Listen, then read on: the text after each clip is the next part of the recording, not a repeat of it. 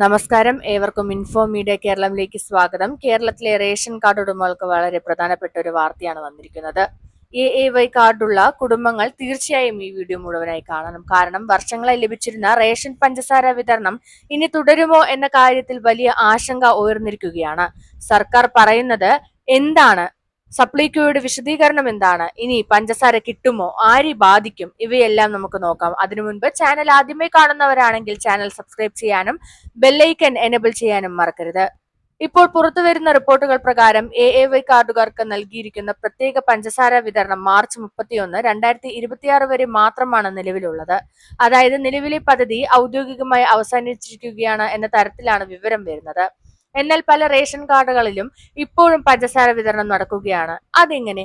കാരണം സ്റ്റോക്കിൽ ബാക്കിയുള്ള പഞ്ചസാര ഇപോസ് സംവിധാനം വഴി ഇപ്പോഴും വിതരണം ചെയ്യുകയാണ്. അതായത് പുതിയ സ്റ്റോക്ക് അല്ല, മുൻപ് എത്തിയ സ്റ്റോക്കാണ് ഇപ്പോൾ നൽകുന്നത്.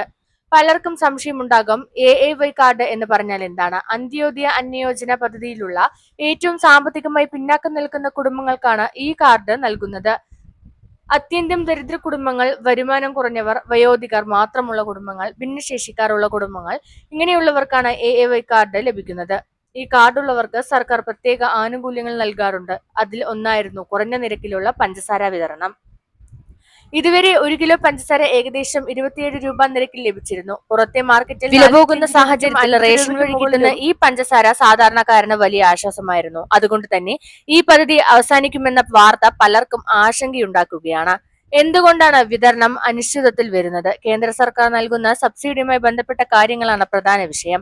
സപ്ലൈകോ വഴി എത്ര പഞ്ചസാര വിതരണം ചെയ്തു, എത്ര സ്റ്റോക്ക് ബാക്കിയുണ്ട്, എത്ര കുടുംബങ്ങൾ ഉപയോഗിച്ചു എന്ന റിപ്പോർട്ടുകൾ കേന്ദ്രത്തിന് നൽകേണ്ടതുണ്ട്. ഈ റിപ്പോർട്ടുകളുടെ അടിസ്ഥാനത്തിലാണ് തുടർ മാസങ്ങളിൽ സബ്സിഡി അനുവദിക്കണമോ എന്നത് തീരുമാനിക്കുന്നത്.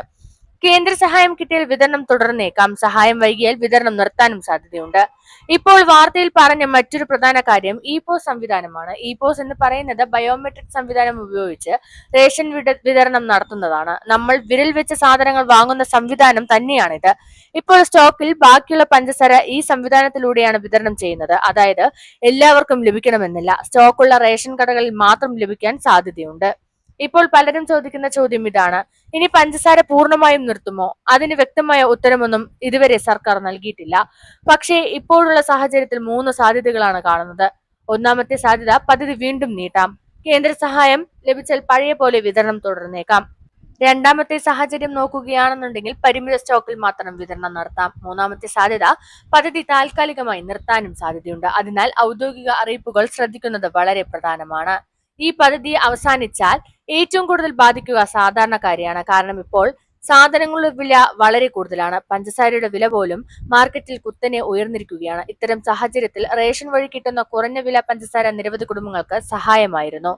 പെൻഷൻ വാങ്ങുന്നവർ, ദിവസവേതനക്കാർ, കുറഞ്ഞ വരുമാനക്കാർ, ഇവർക്കാണ് ഇത് കൂടുതൽ ഉപയോഗമാകുന്നത്. ചില റേഷൻ കടകളിൽ ഇപ്പോഴും സ്റ്റോക്ക് ഉണ്ട്, ചിലയിടങ്ങളിലും സ്റ്റോക്ക് തീർന്നിട്ടുമുണ്ട്. അതുകൊണ്ട് ആളുകൾ രാവിലെ തന്നെ റേഷൻ കടകളിൽ എത്തുന്ന സാഹചര്യം ഉണ്ടാകുന്നുണ്ട്. ചില സ്ഥലങ്ങളിൽ ആളുകൾക്ക് സ്റ്റോക്ക് വന്നാൽ അറിയിക്കാം എന്നാണ് പറയുന്നത്. ഇതിനാൽ അടുത്ത ദിവസങ്ങളിൽ വലിയ തിരക്കുണ്ടാകാനും സാധ്യതയുണ്ട്.